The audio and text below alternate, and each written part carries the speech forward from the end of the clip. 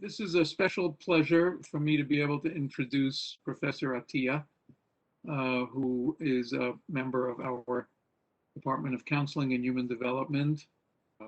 Mina's research covers trauma, adjustment of immigrants, refugees, and asylum seekers.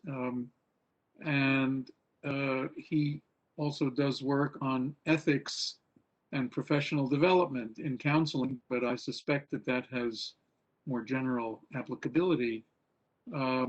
If I had to pick 4 or 5 words to summarize what I think are the highest priority issues that our nation is facing right now, many of them are embedded in exactly what I've just described about Mina's work. We are coming through a period of some trauma. With any luck and good science, some of the trauma from at least the pandemic will subside.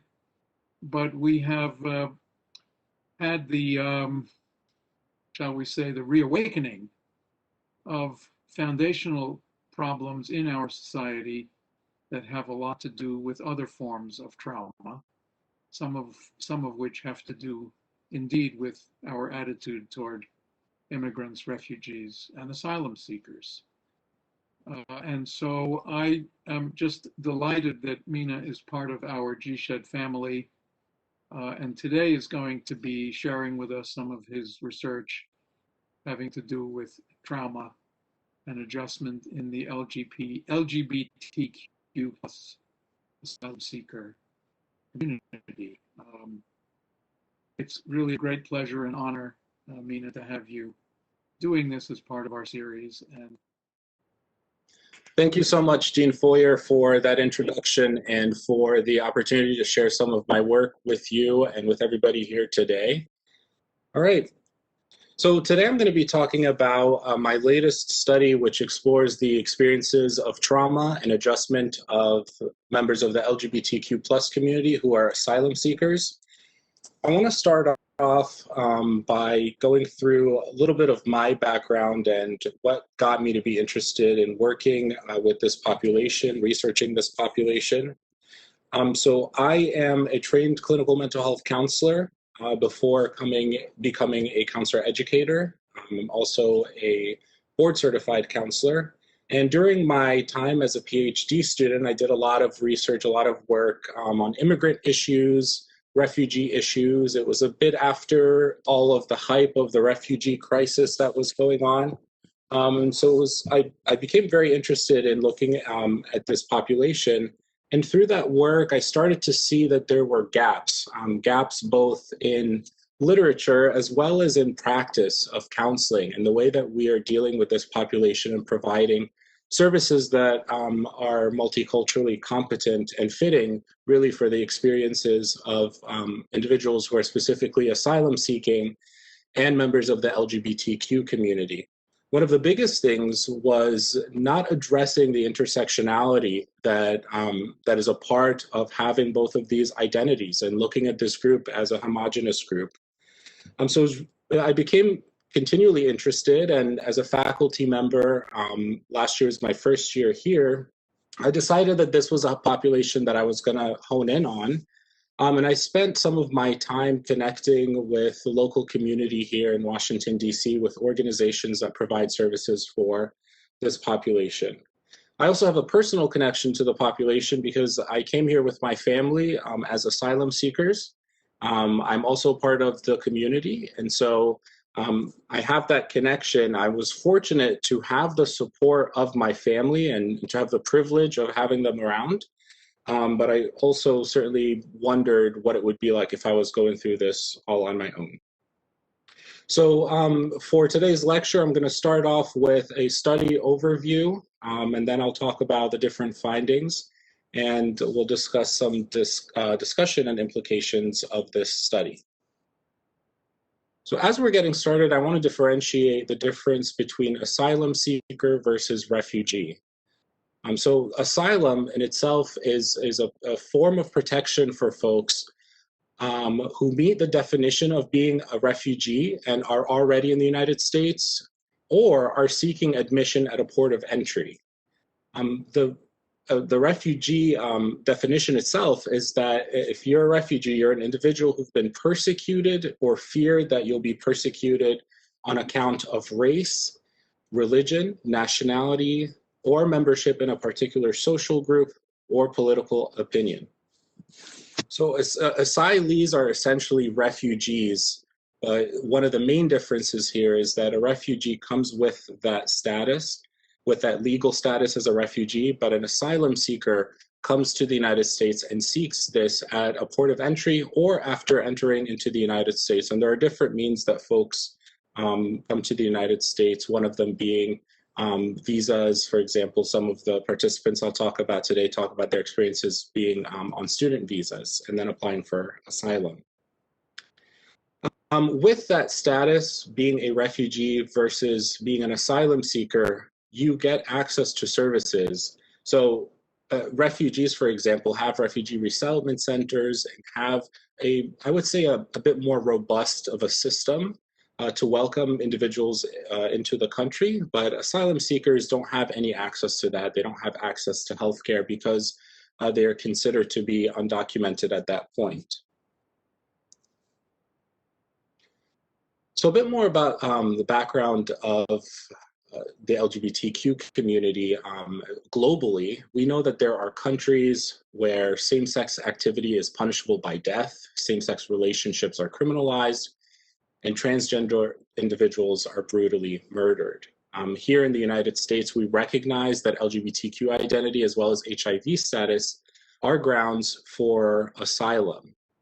And there's this interesting paradox here that, while we have these protections in place, individuals who come to flee from the victimization that they've experienced back home are now coming, and especially nowadays with the media and TV and being able to see things as they're happening, we know that there's continued discrimination against the LGBTQ community, particularly trans individuals, even more so Black trans women of color.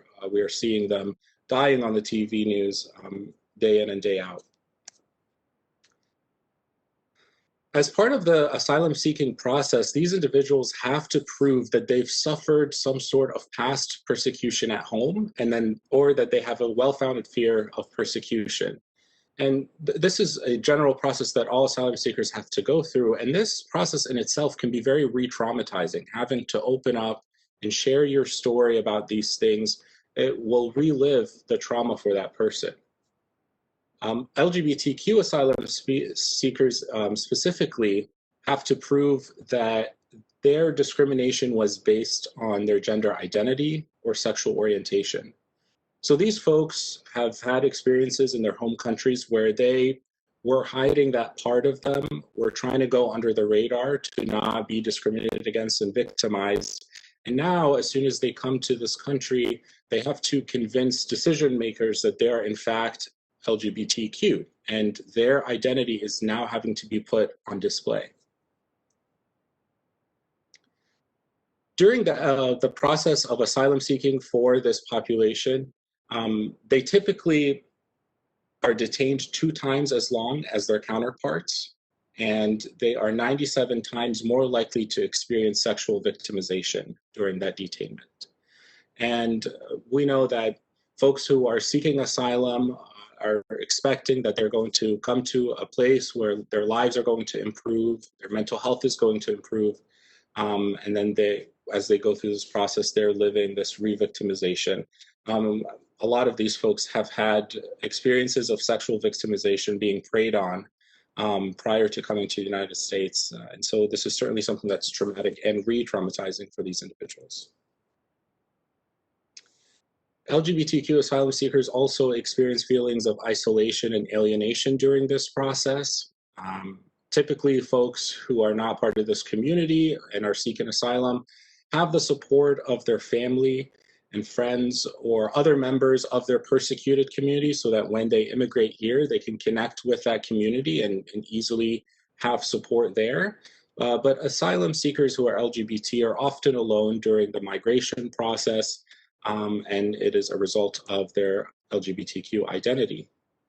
They also experience some difficulty when it comes to relating to other LGBTQ people here in the United States because of the cultural differences. There's also this idea of shame and this idea of being broken because of the history of persecution that they have gone through in the past. And also having to open up and share about all of these traumatic things is not something that folks want to go through over and over again when they're making new friends. And while they go through all of this, their ethnic communities here are communities where they can't go to for a source of support. These communities are actually sources of harassment and continued fear. So this adds to this idea of alienation and isolation. So despite all of these reported traumatic experiences post-migration, many of the investigations that have looked into this have looked at early life and pre-migration experiences of the LGBTQ asylum seekers. More specifically, there's little qualitative data that examines these experiences, examines the narratives of these folks, give these folks a voice so that we're able to look at their experience holistically. So this led us to go on with this study, and it was guided by this research question, which is, what are the experiences of trauma and adjustment of LGBTQ plus asylum-seeking individuals in the Washington, D.C. area? This is a qualitative study, and we used a phenomenological investigation.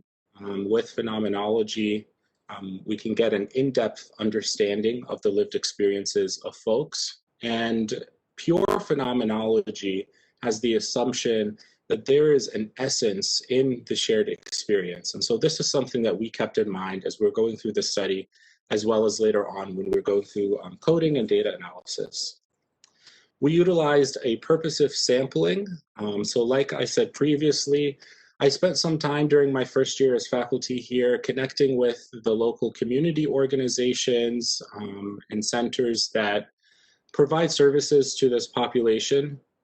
And through that, we were able to recruit individuals. And for inclusion, they have to be 18 years of age or older. They had to self-identify as a member of the LGBTQ community. And they had to currently be seeking or have been granted asylum in the United States. For data collection, we used semi-structured interviews. And we wanted to keep these semi-structured because we wanted to have the freedom to ask more clarifying questions, to have more of a conversation with folks, especially because of trauma being such a sensitive topic. We wanted to have that freedom to be conversational, to respond to things that individuals are saying that are very heavy. So we had some questions that guided us along. But we also had that flexibility. Some of these questions were, what experiences would you describe as traumatic related to you being a member of the LGBTQ community pre and post your migration? How would you describe your experience of adjustment to the United States as an LGBTQ plus asylum seeker? And what were some barriers and supports to your adjustment here?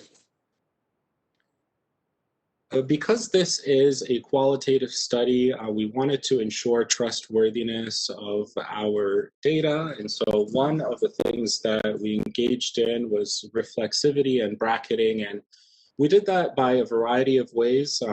We dedicated one of our research team meetings to engaging in a reflexivity dialogue, where we talked about our biases, our assumptions, what we know about this population, our experiences with this population, and bracketing these things to make sure that we are not bringing our stuff into the data as we're going along.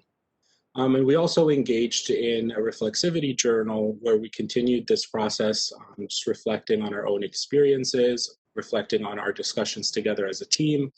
And individuals in the team also continued to have the journal so that they could put anything in there as they were going through and coding that came up for them. So the research team consisted of myself as well as Dr. Bhagni Das, a faculty member in the Counseling and Human Development Department, and 3 of our counseling doctoral students, Han Yun Lee Angie Kiyu, and Shiyu Tang.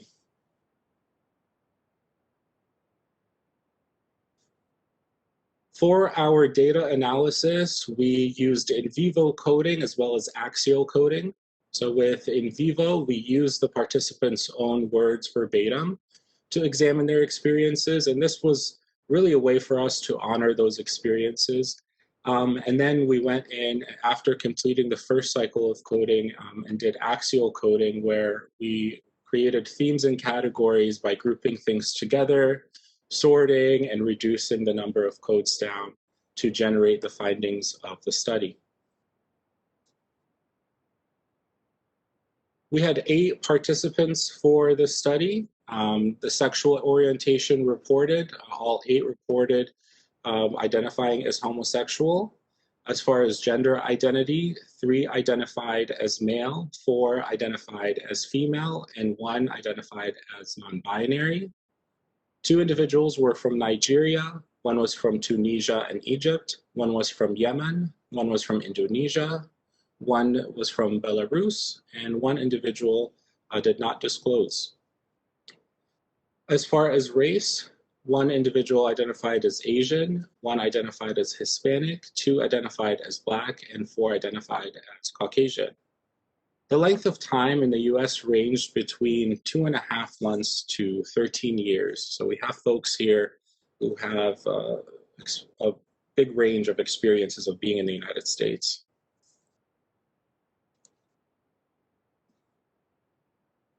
So for our findings, 5 themes arose in our study.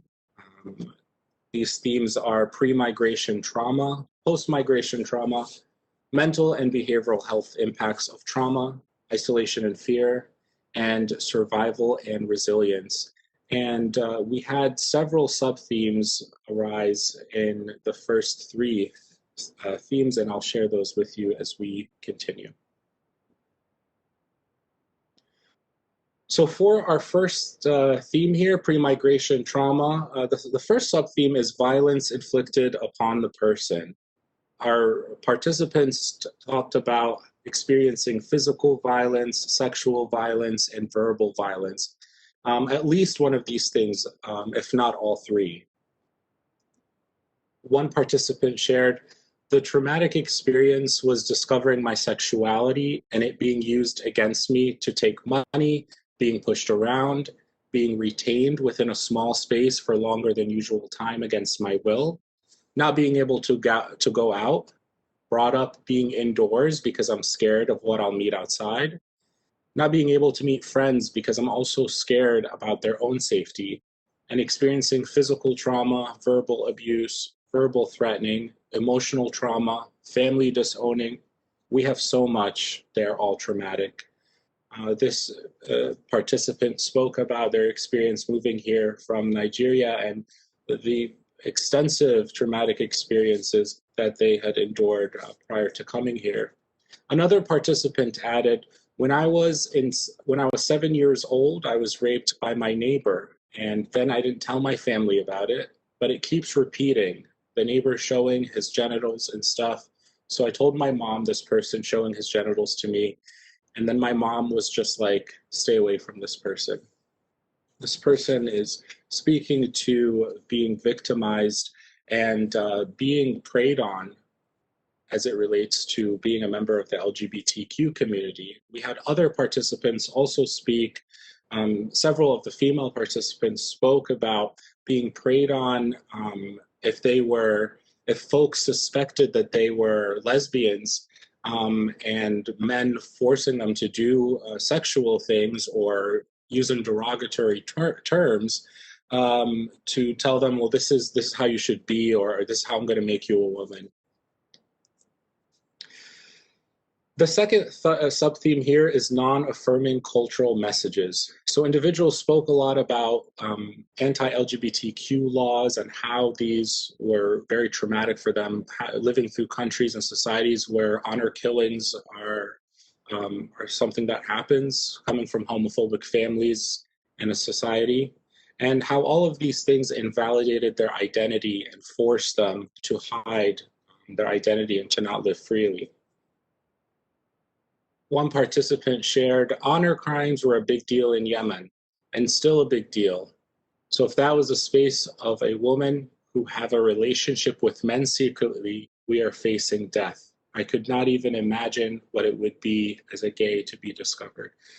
This participant spoke about being forced at one point to get married to a man for her own safety. The same participant added, when you're classified as an infidel, anyone in the country can kill you on that ground. So even if there's not a law for homosexuality, the easiest way is to declare you an unethical. And that basically anyone can end your life or a relative can end your life on that ground and not face any punishment on their crimes. This participant elaborated a lot about the idea of honor killings and how that was something that she had to constantly be in fear of if someone found out about her sexuality. Another participant shared, in my home country with no doubts, since I can remember, I was taught by my family, by my school, by my neighbor, by my whole country in general, by church, that I should hate myself, in that I should hate the ones like me, and that I was a despicable and evil person. This person spoke a lot about how literally all of your support system, everything that you're surrounded by was telling you that you're evil and that you're despicable.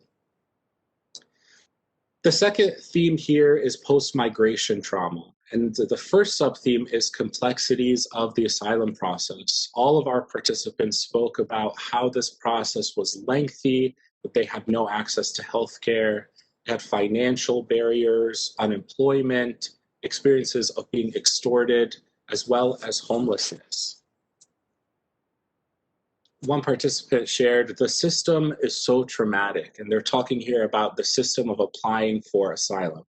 If you want to rent an apartment, you cannot because you don't have the right documents that's in the system. So the system itself is so corrupt that does not include asylum seekers to merge in the society in the right way. If I'm an asylee, I don't have a social security number yet. How am I supposed to rent an apartment? If I don't have a social security number, if I don't have a credit history, if I don't have a job in hand, how am I supposed to legally rent an apartment? Isn't that traumatic that you're trying to find loopholes within what you're already trying to deal with? You already don't have a job, you're waiting on your papers, and then you're dealing with how I'm going to open a bank account. How am I going to rent an apartment in a legal way? This participant later added on that, finding loopholes sometimes means having to find somebody that's able to rent an apartment on your behalf because you legally can't do that without a social security number. And this participant was lucky enough that she had a friend here who was able to do that, but also speaks to why many LGBTQ asylum seekers experience homelessness. Another participant added, it's been several years since I've been waiting for an invitation from immigration to my asylum interview. And since changes in the asylum law, there's really no way to know when it's going to be my final interview. It can be either in 1 year from now, or in 5 years from now, or in 8 years from now. It really kills me. This participant spoke to the lengthiness of the process of asylum and how you're sort of in limbo throughout the whole process. Many of these participants spoke. Later on, we'll talk about the theme of fear, but there's this fear that they could be deported anytime, and just not knowing and living for years with not knowing caused a lot of distress and trauma.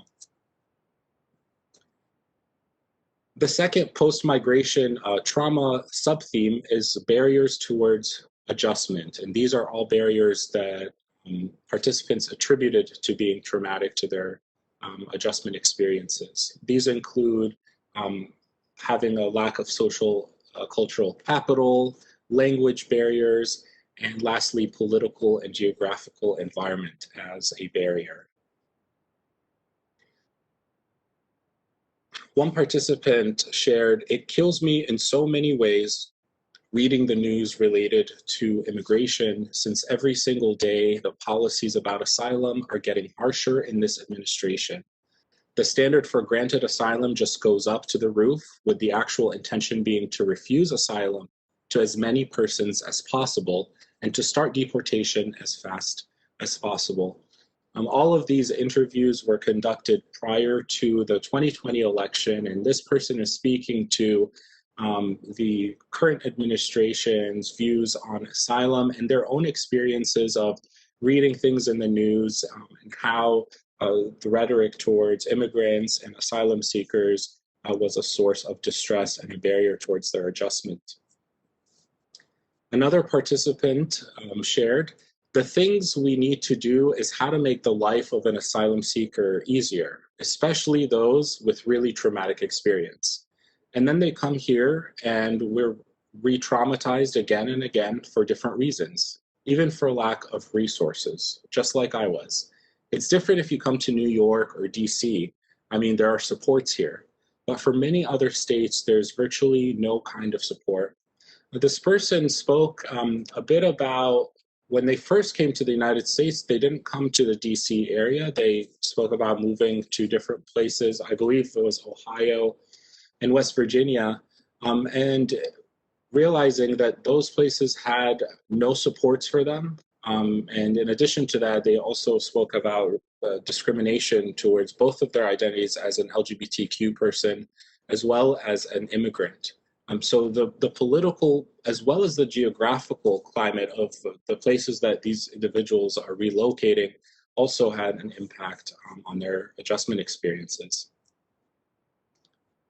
The third theme, the mental health and behavioral impacts of trauma, starts with the sub-theme of mental health distress.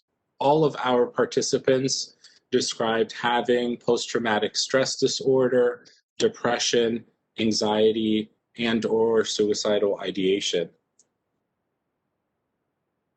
One participant shared, I've suffered from depression and anxiety basically due to family pressures and societal pressures. When my mom found out that I was gay, she had this whole tantrum and threatened to kill me and threatened a bunch of other things. The usual, you're not my kid, I don't know you because I'm disgusted by your very existence, all that stuff. I've heard it all.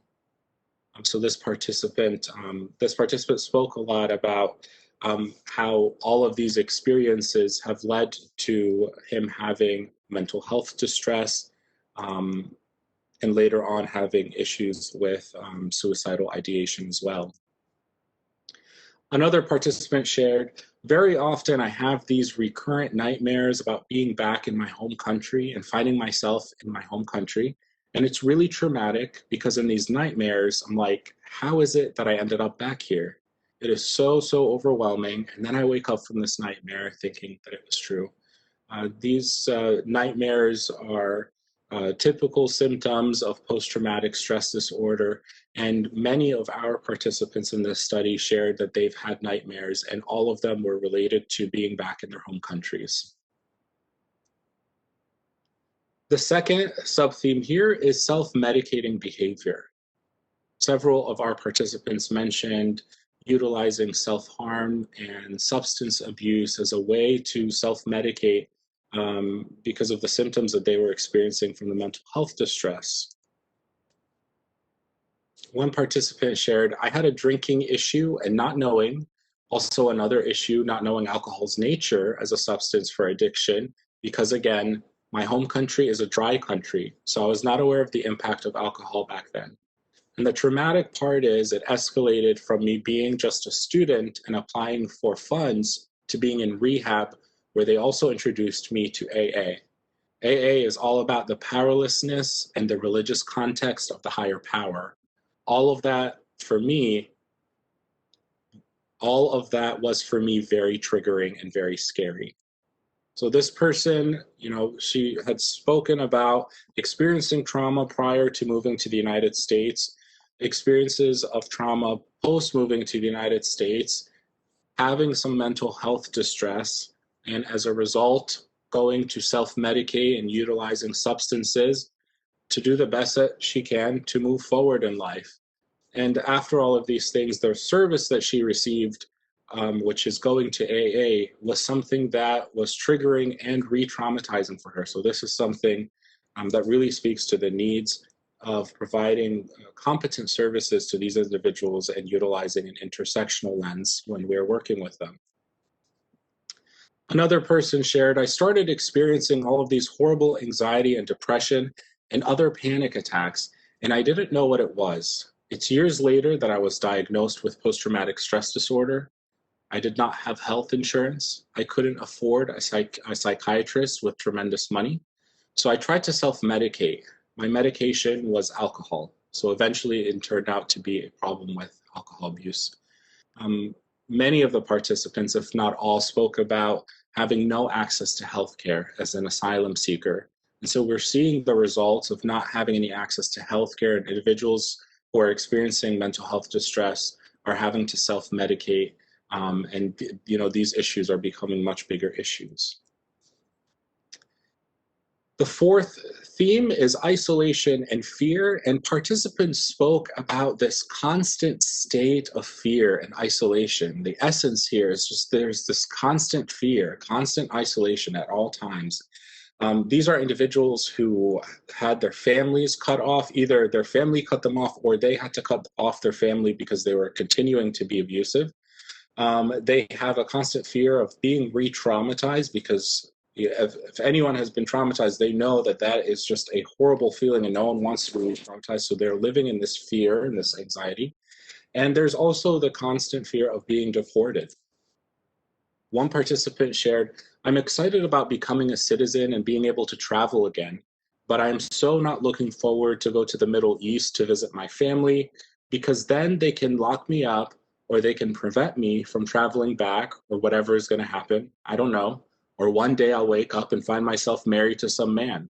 So I'm very anxious, and I can tell you my nightmares are active in terms of this scenario. I'm going to go back. I'm not going to be able to come back to the US, even though I'm a citizen. So even after individuals have attained asylum and have attained their US citizenship, they are continuing to suffer from some of these mental health issues, these nightmares, and continue to have a clear need for intervention here. Another participant shared, I'm here believing that this is the place that I'm going to feel protected, and I'm fearful of being homeless and jobless, and that's the biggest trauma. Like I had such moments that I was like, maybe I'll go back in the closet versus fearing having the fear of going to be on the street. So this participant, like several others, is speaking about weighing in their head whether it's worth being here and experiencing these difficulties, or if they should go back to their home country where they were victimized, experienced discrimination, and be in the closet and live there. The fifth theme is survival and resilience. All of our participants had such strength and had so much courage, and a lot of them spoke of this during our interviews together. You know, they had the strength of being able to pack up and flee, the strength of seeking support, as well as the resilience of being able to reframe what's going on, all of the trauma, and to cope through it. One participant shared, I lived in multiple homeless shelters and places like that, and I'm grateful that I never really experienced hunger, and I'm so grateful that I never had to sleep in the streets. I had to sleep in very, very humble places that were like not very clean or not clean at all. A lot of canned food, a lot of mac and cheese, and not very healthy, but at the end of the day, I was full. So I was grateful, very grateful. Participants having this ability to be able to reframe using gratitude, using that as a framework for them to gain resilience. Another shared, in the Middle East, we don't go to therapy. So it's something very taboo. You know, I reached a certain point where I really was like, okay, I need someone professional to help because I cannot think to myself anymore. I'm like losing it. And that was my first time in my life. I'm 37-year-old. It was my first time to go to therapy. I can't do this. I need help. We see here, this right here shows the individual's resilience in being able to seek support, even though they come from a background where seeking support is taboo. Going to mental health counseling is a taboo thing. But we see that I believe every single person that we spoke with had either seen a mental health professional or was currently in counseling. Another person added, the most important thing is at least we're still alive. It's better than, you know, getting killed or fighting to live your life, trying to be who you are for living freely. What matters right now is safety. They added, this is hard, kind of just drives me crazy, but boy, it is not compared to the trauma that I had back home. Nothing compares. Again, this idea of survival, this idea of having resilience and going through things and looking at things in a way where participants are reframing it to be able to move forward and to use it as a source of strength for them. All right, some points of discussions and implications of this study. I wanted to share with you all today some preliminary findings. We just finished this study and finished the data analysis several weeks ago. So here are some preliminary implications, and I'm happy to have further discussion with you all. So the first thing is that this contributes to the body of evidence that documents that LGBTQ asylum seekers continue to experience verbal, physical, and sexual abuse prior to immigrating here, and that they also experience some traumatic experiences here post-migration. These include, of course, the asylum process itself. This study also highlights the need for specialized assessment procedures and having interventions and policies that address the needs of this population specifically. And it also highlights the continued need to study post-migration experiences of this population. It's clear that there is a gap here when it comes to looking at the asylum-seeking LGBTQ individuals post-migration, and specifically looking at what are their experiences after gaining asylum and after having adjusted status, because I'm sure that that will change that experience of being in limbo. Some implications that are specific for counselors. Counselors are on the forefront of being able to provide support for this population through both clinical services and through advocacy. As counselors, we are taught that we have to be advocates for marginalized populations. And this study speaks immensely to the need to advocate for this population. One thing is to examine the impact of the state of trauma on adult development. So individuals spoke about trauma being something that they're just continuously going through. They've had trauma prior to moving to the United States, during the fleeing process, after moving to the United States, and it continues. So how is this state of trauma impacting adult development? Also, I spoke about using a lens of intersectionality a little bit earlier, but this is crucial. And we were fortunate, a couple of weeks ago, we had Dr. Kimberly Crenshaw, who spoke at the GW Diversity Summit. She spoke about critical race theory and intersectionality and all of these things that she's well known for. And it was a great reminder for us that, especially during these times, looking at our clients, looking at our students, has to be from a lens of intersectionality. Some of the participants in the study spoke about religion and going to AA, for example. So looking at how religion plays a part in forming that identity for the person, and whether going to AA is something that's going to be beneficial or more harmful for them. Looking at things such as socioeconomic status and educational status. So some of the participants spoke about, having money from being back home and working as an adult back home and saving up money to be able to flee and to come to this country, and then spending all of that money on lawyers and the asylum process. Others spoke about fleeing the country with nothing and having to come here and find a pro bono lawyer. And with a lot of these cases, it was difficult for them to get things through or to have someone accept their case. So that's certainly a thing to be mindful of when working with this population.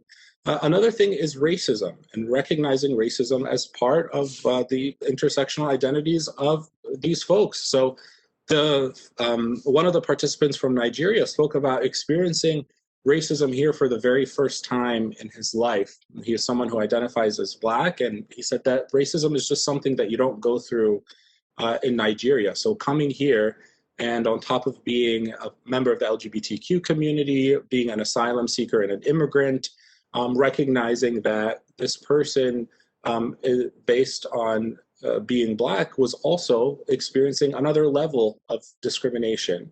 So intersectionality will be huge in working with this population. Another implication is to advocate for a trauma-sensitive asylum process.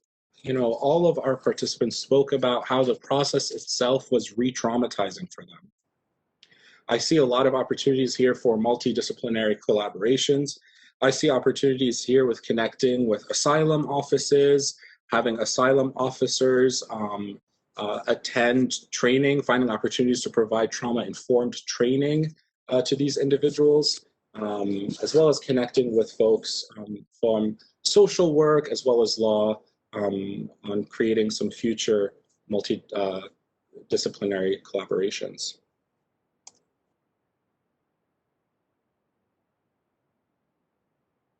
All right, so I'm going to take questions at this point. Let me see here. Since I'm going to stop sharing, I just wanted to share a quick resource with you all. This is asylumconnect.org. This is a website that asylum seekers can go on and connect to that provides verified LGBTQ plus and immigrant friendly services. It was started here in the United States and has been expanding. I believe it's also in Canada and Mexico at this point. It provides services and resources for folks such as legal services, healthcare, mental health care, food, and supportive communities. It's a wonderful, wonderful resource. So I figured I'd share that with you all before stopping the screen here. Hey, thank you, Dr. Attia, for this presentation. Can you hear me? Yes, I can. Yeah, I think it was wonderful and great, and it does exactly what we should be doing as researchers, and that's giving a voice to the voiceless. So I thank you for that. Two questions, if I may, one from the legal standpoint and one from a methodological standpoint. From the legal standpoint, as someone that likes to think of himself as an immigration lawyer, what exactly do your findings specifically call for as modifications to the asylum process? Regardless of what administration is there, are there things we can learn from your research as lawyers and as immigration administrators that we don't know already about the ways that the process works right now, either post-Trump, pre-Trump, it doesn't matter, and things that we can improve on? The second question, if you don't mind, is you mentioned early on about positionality in your research team. And I've been studying a lot about objectivity of the researcher. And I would think, you know, as someone who is bisexual myself, someone that's experienced the type of traumas that you described, it would be very hard to carve yourself out of this research. And I quite frankly would think it would help me empathize. How were those conversations with your participants? And, you know, maybe talk a little bit about the process as a researcher of bringing yourself out of the research and the benefits or negatives of that. Sure, absolutely. Thank you so much, Dr. Wright, for your question. I'm going to start off with your second question and then we'll circle back. So, you know, as someone of this community, I went into this knowing that I'm going to have a hard time fully bracketing my experiences. But as you said, for me, I wanted to use it as much as possible to be able to empathize with these individuals. So we went through different processes here that started with having conversations with the research team and then doing a lot of our own self-reflections. It was really important for each member to take the time and reflect on their prior biases, their connection to the community, to do that on our own and then to reflect on them in a journal. I'll tell you that during some of the interviews, I had to either pause and step away. And a lot of times after the interviews, I had to just take a break and a breather because the nature of them being so traumatic and having such a close connection to the community, I could see that it was really starting to impact me. So I had to find, you know, sometimes I just had to find some things to do after these, go for a walk. But that's a great question. The first question you had as far as law and what from a law standpoint can be done. I'll tell you that this research points to the need for individuals in the law profession, individuals who are in the asylum process itself, the need to be trauma informed.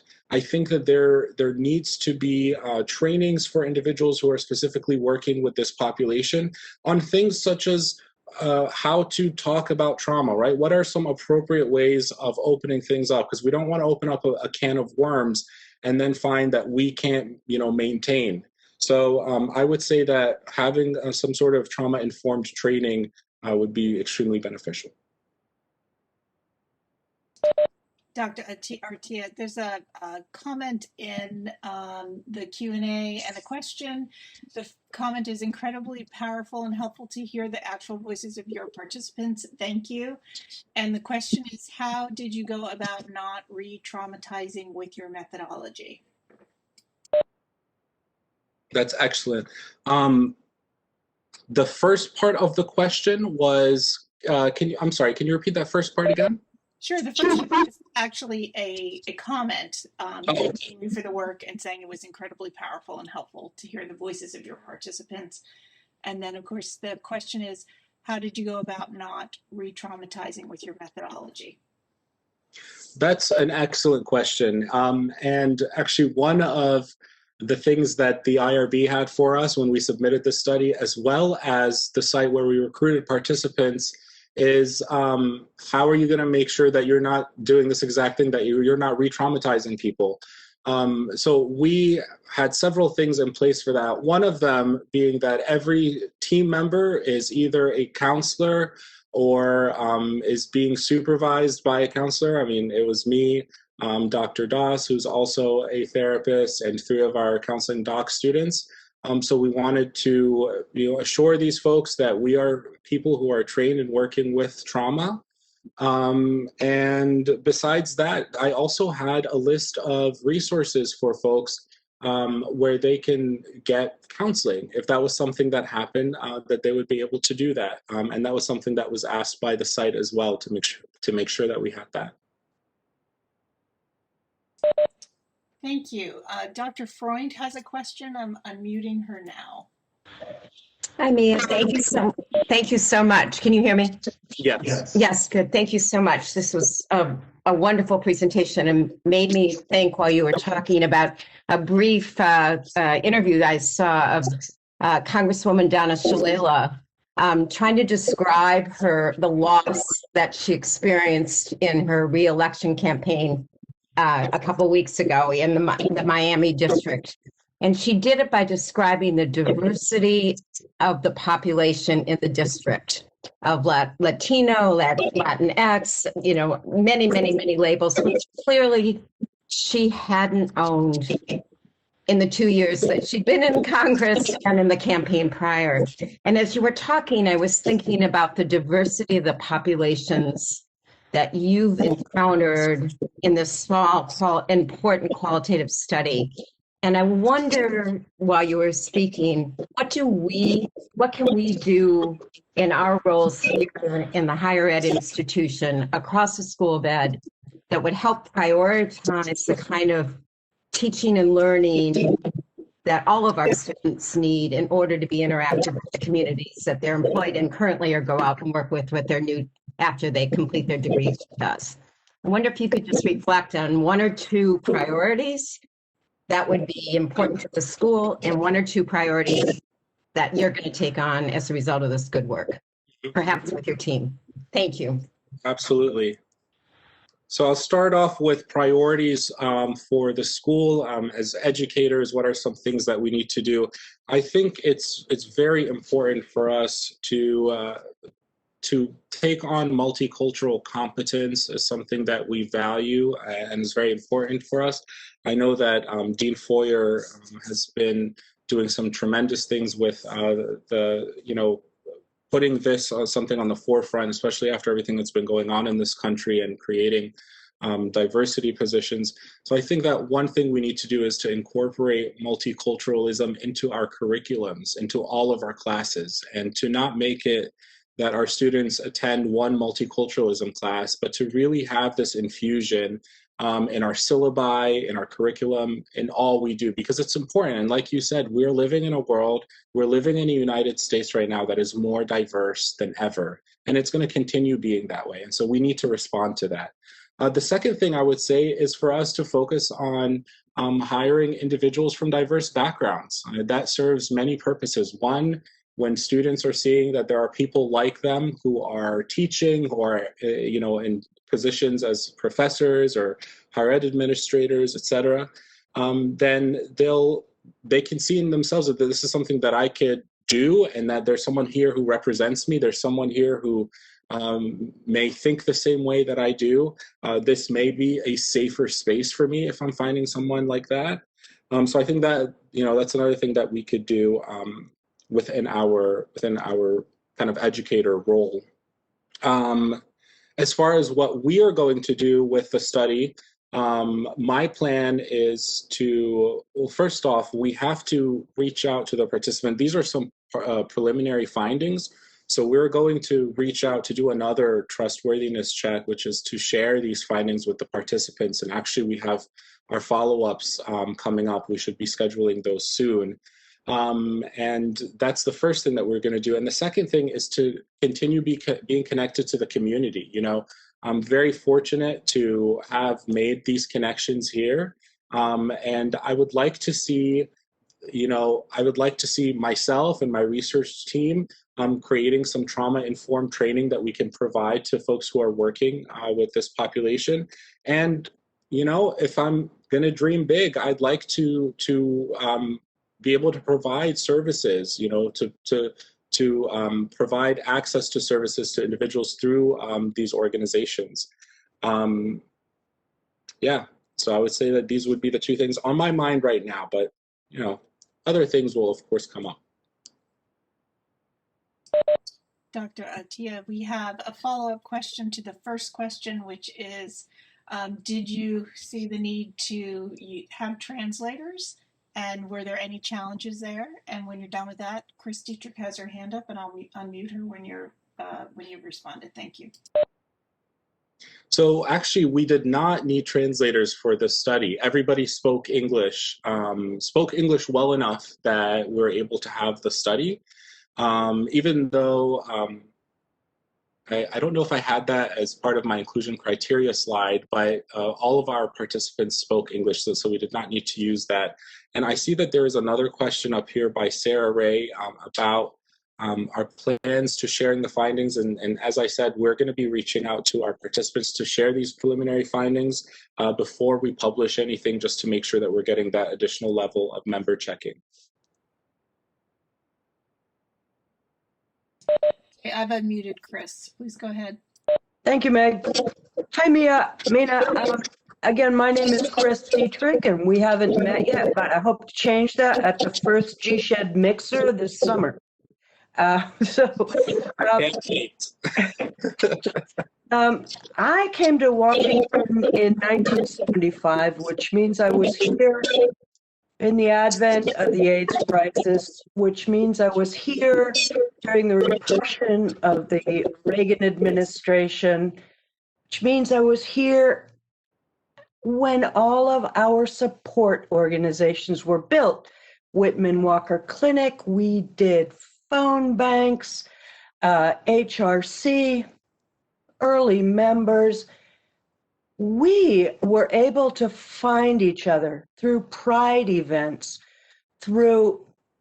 we knew which restaurants to go to. We went dancing together. We met each other in very many different ways. And what I'm struck by today, as I was then, is that yes, Washington is a very welcoming place for the LGBTQ plus community. But Wheeling, West Virginia, I don't think is. What are these young people telling you? Where do you find support, friendship, community? I don't know how I would do it. Thanks, Meg. Thanks so much, Chris. I'm very much looking forward to meeting you. I would say, so from the participants in this study, they describe DC being a very open community and very accepting community to the LGBTQ community, but they have a hard time connecting to other LGBTQ folks just because of that culture. One of my participants said that the culture of the LGBTQ folks here is very different from back home, and that it's something that makes them feel scared, just that difference.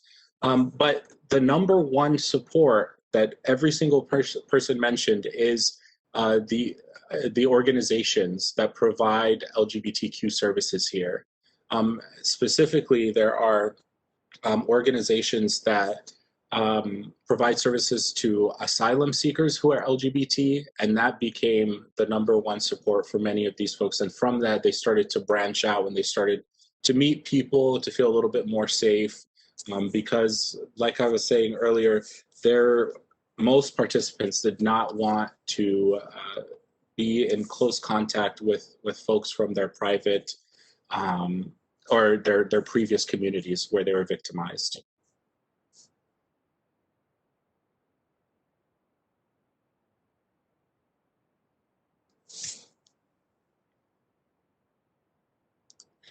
Okay, I'm reading here.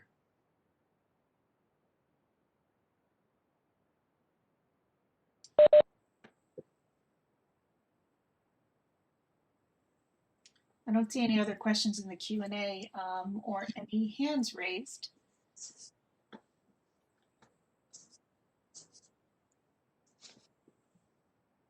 Hey, Mina, since there's no one else asking, you mind if I do another one? Go ahead. So you talked a lot about intersectionality. I think you mentioned it, and I'm counting maybe about 12 times, a dozen times in your presentation. Were there any instances in which there were conflict amongst the refugee LGBT community because of intersectionality? Instances of patriarchy, instances of Christian versus Muslim, Shia versus Islam, instances of more out LGBT versus not, instances of gender identity versus not. Dwayne, I can't think of any of those off the top of my head, but I bet if I go back through, I'm going to do another read through all of the transcripts before moving forward. I'm going to be on the lookout for that. Intersectionality in this case came up a lot when it came to folks experiencing racism for the first time, for example. And I really wanted to highlight that if we are not using a lens of intersectionality, then we're going to look at this group as a homogenous group. And today, even though I shared the shared experiences, the kind of the essence of what these folks are going through, by no means is this group homogenous. I mean, and I think that one of the follow-up things that I really need to do after this research is to look at different identities that are intersection within this community. I mean, we already know that being LGBTQ and being an asylum seeker, these are two marginalized identities. But what is it like if you are also a disabled person that is an asylum seeker, that's LGBTQ, that's Black, right? That's going to give us a totally different experience. So I really appreciate that, Dwayne. Just another follow-up. Do you think that the racism experienced by this subsector sample is qualitatively different than the racism experienced by those that aren't LGBT but are also asylum seekers? Meaning that holding the LGBT aspect, identity, social construction is constant, is there something special there? I think that there's certainly something that's qualitatively different about this experience, but I'm uncertain about that, because we know that a lot of times with racism, it's people can discriminate based on their mere perception of you. So if the perception is, okay, you're Black, or if they perceive that you're gay, well, that'll be different. But it could just be something that, like this person had an experience based on their identity being a Black person. That could be similar to shared experiences of other Black men who might not be LGBTQ. Dr. Hergenrather has a question. Thank you, Meg. Hello, Mina. I enjoyed your presentation, and I just had a few questions for you. So we know that in regard to some of your participants that they shared sexual assault, sexual trauma. And we do know that in this country for women, it's approximately 1 in 3, and for men, it's between 1 in 4 to 1 in 6. And so we know that that is an issue. And we know that among gay men, and especially men who are HIV positive, it's about 50% of those men have been raped. And so the first aspect of this is, in looking at asylum seeking with this population, is addressing that concern in future studies, and also looking at, there are two aspects of that, which could be self-medication, and how is that used? So self-medication, sometimes we think of substances, sometimes we think of activities. Some people self-medicate who have been sexually assaulted through sexual intercourse, and sometimes people are re-traumatized, but then also some people are very resilient. And so one question would be, what have you learned from this in regard to the coping mechanisms of some of our participants? And what I mean by learned is, was there a theme? Did you identify a theme among some of the participants? For taking the time to be here today. I really appreciate it. I think that's an excellent point about the experiences of sexual assault and how they could lead to other types of coping mechanisms. And I certainly think that this is a population that has found a way to be resilient, regardless of all of these traumatic experiences. I think that you mentioned in your question that you said how sexual assault can be something that is seen as a theme throughout this, and how self-medicating is something that can be seen as a theme. And I think the clear thing that we saw is that participants utilized alcohol as the main thing. And when they talked about it, they talked about it in a way that, they didn't run to alcohol because they knew, these things were going on. It was something that sort of just happened gradually, and they found themselves to form this problem. One of the participants spoke about not knowing what was going on. He knew that he was experiencing these symptoms of post-traumatic stress disorder, and he knew that he had to move forward. And there was this thing in the middle, which was utilizing alcohol to kind of keep going. And I mean, not going to judge about the coping mechanisms of individuals. This is the way that they found how this is the way of moving forward. And through this, they were able to move forward and get to a point where they also realized that it was a problem, that there are other healthy ways of going about it. So I would say that the theme here is resilience. That's really what comes up for me. Using self-medication as a coping way and as resilience.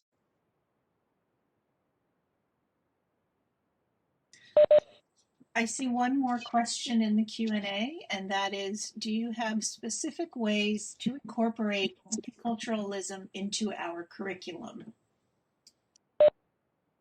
I think one of the starting points would be to find texts and articles, scholarly works that we include in our syllabi that are by diverse people, that address diverse viewpoints. I think that is the first thing that we need to do.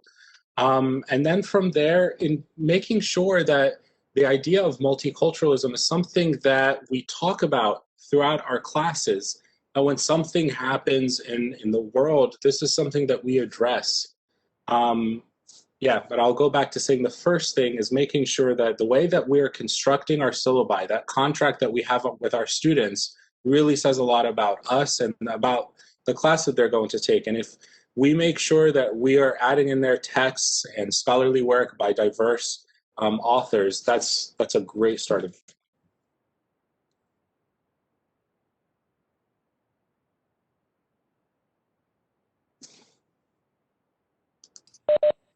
Are there any other questions?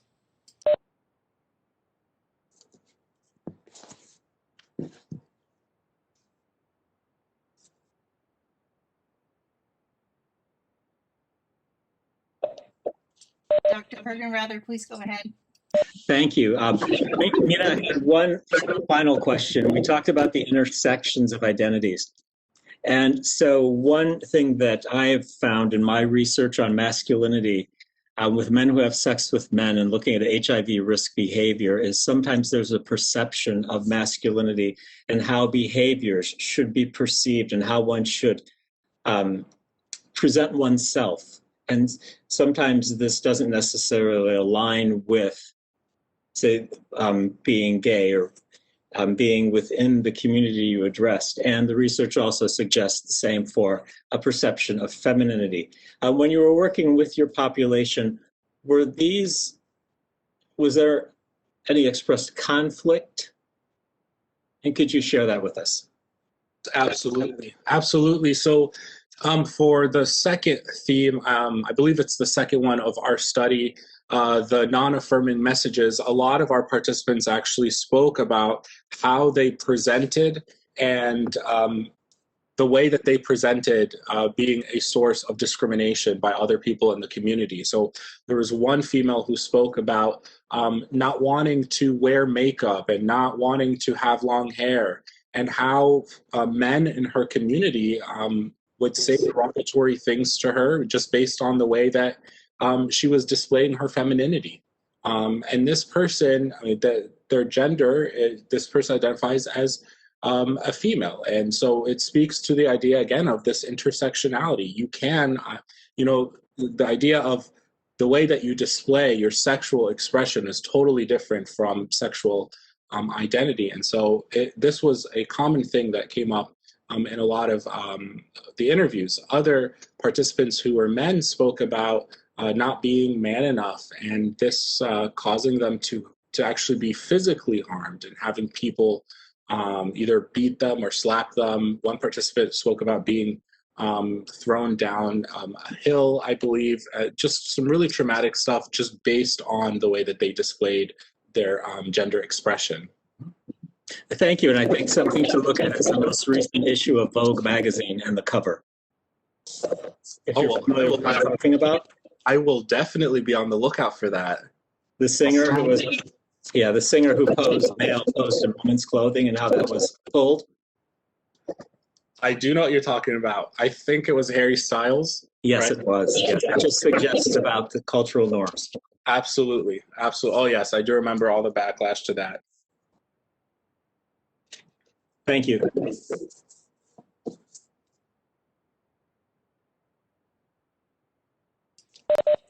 Shall we do a last call for questions? Sure.